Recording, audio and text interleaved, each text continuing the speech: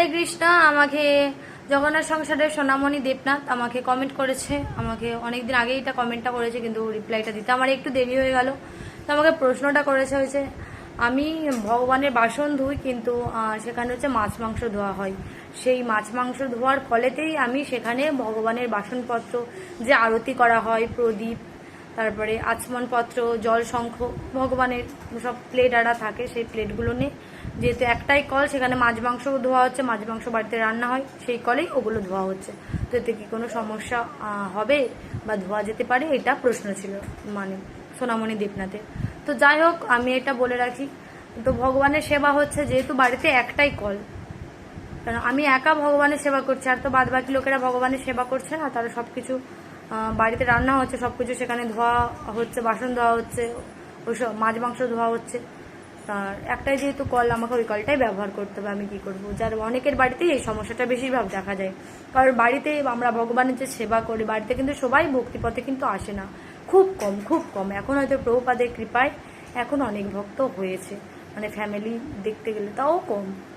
মানে প্রথমত একটা ভক্তি জীবনে আসতে গেলে ফ্যামিলিতে কিন্তু একটা মেম্বারই প্রথমে ভগবানের সেবা করে বা ভক্তিপথে আসে, তারপরে তার কৃপাতে, গুরু মহারাজের কৃপাতে আস্তে আস্তে ফ্যামিলির লোকেরা ভক্তিপথে আসে।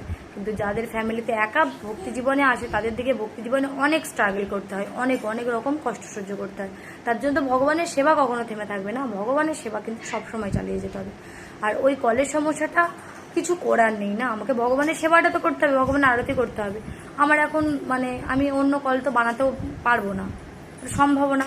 কিন্তু তুমি যখন ওই বাসনপত্রগুলো ধুবে, তখন ভালো করে কলটাকে ক্লিন করবে, ভালো করে কলটাকে এক বালতি জল দিয়ে কলটা ভালো করে ধুয়ে নেবে। তার আশেপাশে যেখানে যেখানে ওই জিনিসগুলো রাখবে, সেগুলোও ভালো করে একটু পরিষ্কার পরিচ্ছন্ন করে ধুয়ে নেবে, নিয়ে তুমি ধুয়ে রাখতে পারো, এতে কোনো অসুবিধা নেই। তখন কি করা যাবে, তবে চেষ্টা করবে যদি আর একটা কলের যদি ব্যবস্থা করা থাকে, সেই কলটায় যাতে মাছ মাংস বাড়ির লোককে বলে দেখবে, যদি না ধয় তো যেহেতু ভগবানের বাসন তো খুবই ভালো, তো বলে দেখবে যদি আলাদা কলের ব্যবস্থা করা যায় তো ভালো। আর যদি আলাদা কলের ব্যবস্থা যদি না করা যেতে পারে বা যদি না হয়, তাহলে ওইভাবেই করতে হবে।